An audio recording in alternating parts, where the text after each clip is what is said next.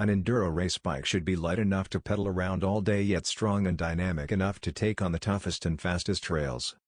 Here is a list of the top enduro bikes of 2020. As always, please hit the like button and subscribe to this channel for more videos on bikes and life adventures, and do ring that bell icon so that you get notified whenever we upload a video. Nukeproof Mega has won many Elite and U21 Enduro World Series titles under the belts of Sam Hill and Elliott Heap, but the bike is a firm favorite among those who don't race, too. The Mega's reasonably slack head angle and comfortably long front center make it an aggressive but fun ride. This 29-wheeled aluminum Mega 290 comp still carries the pedigree of the pricier carbon fiber model Race 2 EWS Victory in 2019, but with a more obtainable price tag. Solid components and a sturdy frame make the Mega 290 comp great for enduro racing, epic rides and weekend warriors alike.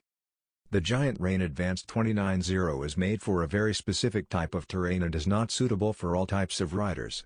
It instills you with confidence on steep and fast descents that aren't too rough and is a very capable climber. However, it demands a lot of input on rough trails and tight sections.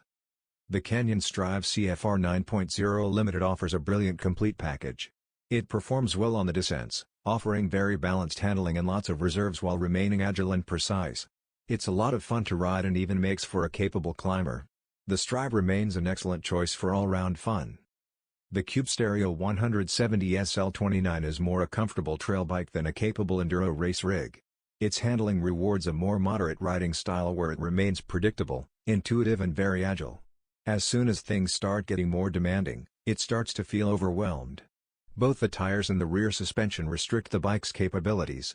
The Ibis Mojo HD5 is a great choice for those who prefer pedaling themselves to the top of the trailhead and tend to ride down particularly steep, tight and technical trails.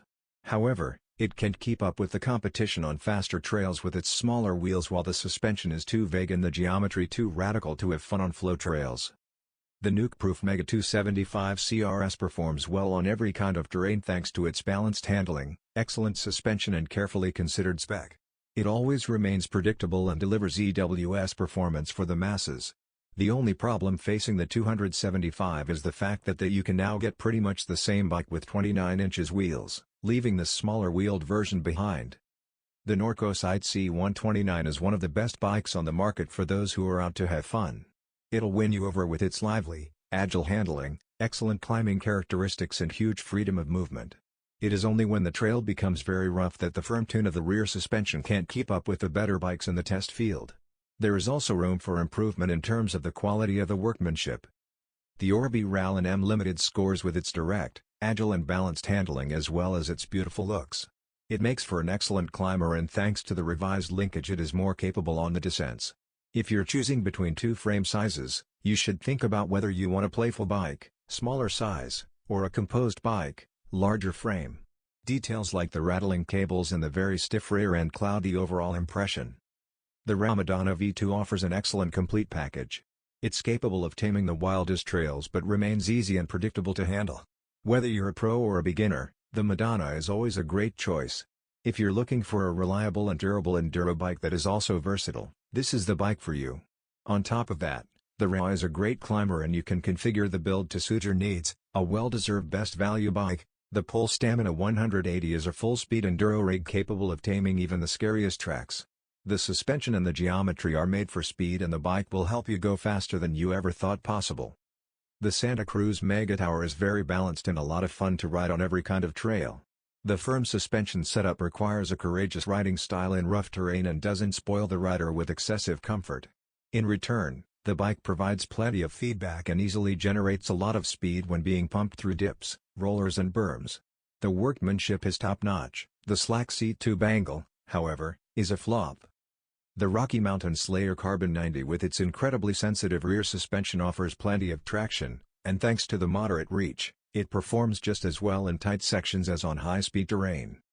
The Scott Ransom 900 Tuned is a bike for those who are looking for an extremely efficient and stylish enduro bike who prefer to ride in technical alpine terrain.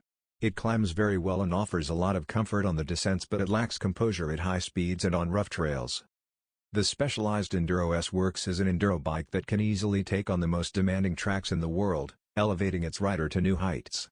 Its super capable rear suspension and uncompromising geometry make it a mini downhill bike that still climbs pretty well. The Trek Slash is by no means a bad bike, but it can no longer keep up with the competition. The handling is very agile and direct, but the compact geometry and the firmly tuned suspension lack stability and composure.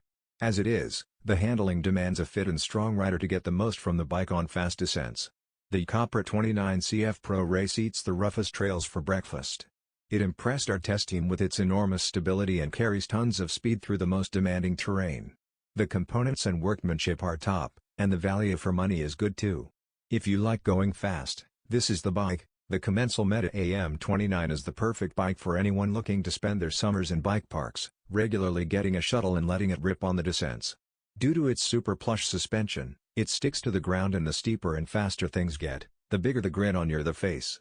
With a standard Fox DHX2 shock, the bike isn't poppy enough for our liking and offers too little support in berms and jumps.